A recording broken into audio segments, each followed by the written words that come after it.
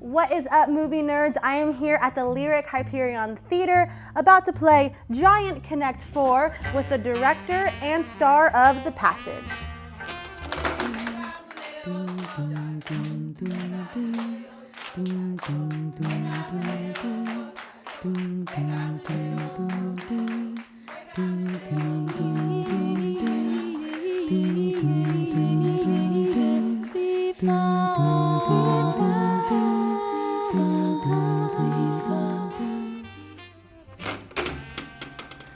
Shabam. Did you get that? Instant replay.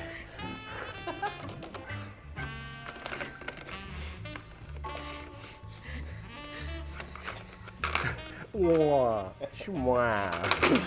All right. So I came up with this just from living in Los Angeles and being surrounded by many different cultures, but never actually being able to be a part of those cultures.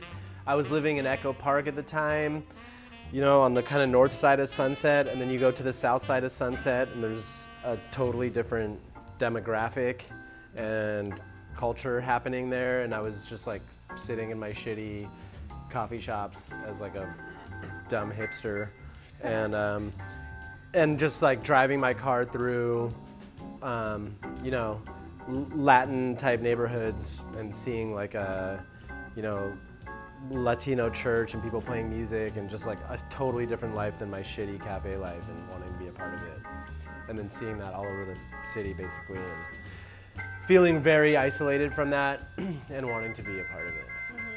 Okay. Gosh, nice move. And we'll definitely talk more about that, but this question is for Kitao. So you've directed television, you've directed other shorts, and I believe a feature, a couple features as well. So like, what do you think is the difference between shooting something like Eric Andre's show versus shooting something like The Passage? What's the difference? I think for me the difference is working with Phil and like what this collaboration is versus what I would bring or look for in other collaborations. I think, you know, like working with Eric is like super different. Obviously, like his intentions comedically and what we're trying to explore together are like on a kind of they take on a very different form. But like what excited me about working with Phil was Phil's approach to making work and to comedy in general, and just the perspective that Phil brings to filmmaking, and the kind of like the synergy between us is sort of like was really something that I wanted to explore as well. Like I'd known Phil a bit before we started working on this, and I knew that there was just something there that like Phil was saying and doing with his, you know, work, you know, and I was really interested in kind of exploring that. But I don't try and like consciously. I guess for me, like I'm not trying to like consciously be like oh, with this person I do this and this person I do this. What I think I try and do more is like work with, you know, whoever I'm collaborating with in a really just kind of honest and genuine way, and try and bring about something that's like new and is a combination of both of our ideas. Is there something? Oh yeah, you go. Okay. Nice. That was good. Smart. Is there? Did you think about that, or did Yeah, you I thought about it. Okay, nice one. Phil, I know that you have a super extensive background as a clown. Can you tell us a little bit more about that? You went. I went and then I asked another And then you asked question. it, so he's got to go, Okay. and then you have to go because you just asked me that question. Okay. No? Okay, yeah. I'll go again. Yeah. Yeah, in your face. Ooh, Yeah. Ooh, that was good. And then you get to go because you just asked me for the question. Oh, you just- okay. Yeah. So, Phil, tell us a little bit about your background being a clown. A lot of the work is just about playfulness and fun, you know, and it's kind of getting out of your head as much as possible. So it's about like doing things and playing things versus saying things, you know. And so the comedy's less clever and it's more action-based, if you will. So, and visually based. So it's like, that's just, clown is just like less like telling a joke, and it's just more playfulness in your body. But without like, it's not stylized or anything, you know? Right. It's just really, it's very simple. I mean, like, there's different types of clown. There's more like the circus-y type clown, which is like big shoes and juggling and all that sort of stuff. And then there's just like this other weird clown, which is just a silly comedy, you know? And less like verbal and clever, more just playful.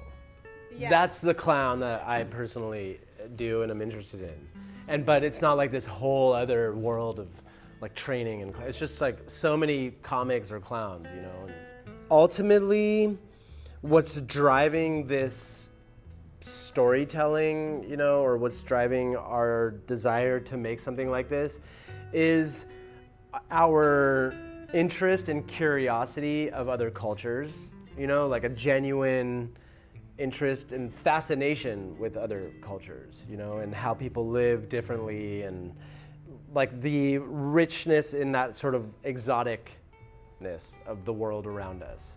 You know, that's personally what I'm really drawn to. It's like when I see those other cultures, I see it as a very exotic, fantastical thing, you know, that I want to be a part of.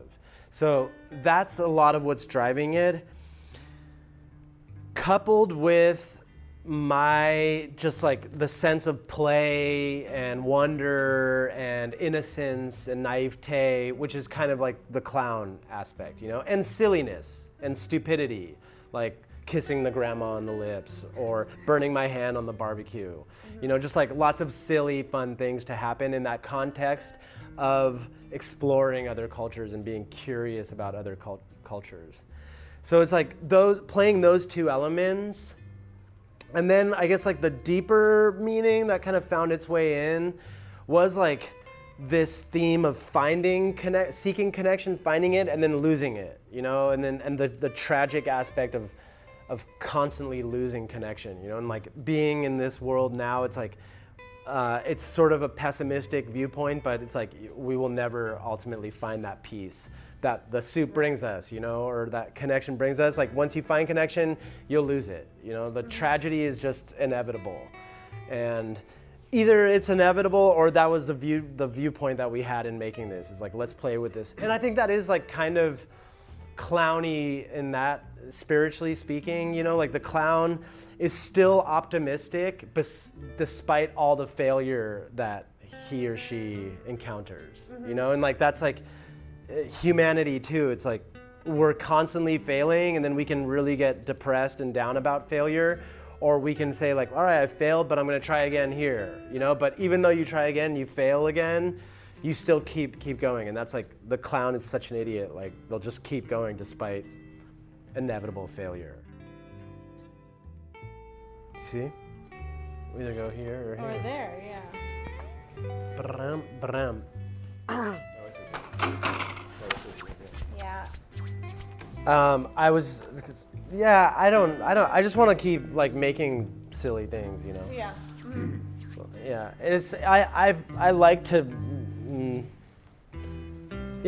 I like to do my own thing a lot, just because there's more freedom. Character.